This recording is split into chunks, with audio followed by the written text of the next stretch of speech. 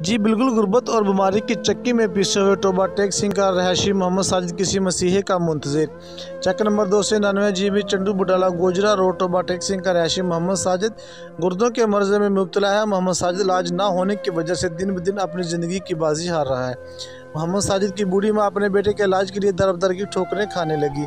मोहम्मद साजिद की बूढ़ी माँ का कहना है कि ना तो मेरे पास पैसे हैं जिससे मैं अपने बेटे का इलाज करवा सकूं और मेरे पास इतने भी पैसे नहीं हैं जिससे मैं अपने घर का चूल्हा जला सकूं। इस बूढ़ी माँ का कहना है कि हमारे गांव में बहुत सारे लोग अमीर हैं पर गरीब की कोई नहीं सुनता। सरकारी अस्पतालों के चक्कर लगाकर मैं थक गई हूँ मगर मेरी कोई बात नहीं सुनता। प्राइवेट अस्पतालों का मैं खर्चा अफोर्ड नहीं कर सकती। मोहम्मद साजिद और इसकी बूढ़ी माँ का कहना है हमारी वज़ीर आला पंजाब और वज़ीर आज़म से अपील है कि खुदारा हमारी मदद की जाए और हमारा इलाज करवाया जाए ताकि हम भी खुशी की ज़िंदगी गुजार सकें। कैमरामैन टीम के साथ आबिद हुसैन, रावी रंग न्यूज़, फैसलाबाद। अस्सलाम वालेकुम। ये माँ जी 299 जीम्बे चंडो बटाला से फरियाद कर रही हैं।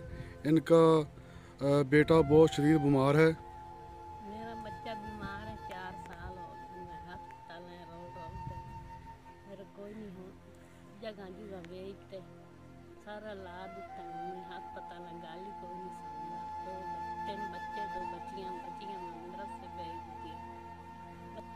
हाँ जी, गवर्नमेंट को मैं अपील करनी मेरे बच्चे की किसी अच्छे डॉक्टर से इलाज होया जाए। मेरे को फरमाया है नहीं मैं कितने बच्चे ला जाऊँ, किराया नहीं लग रहा कितने मैं ला जाऊँ।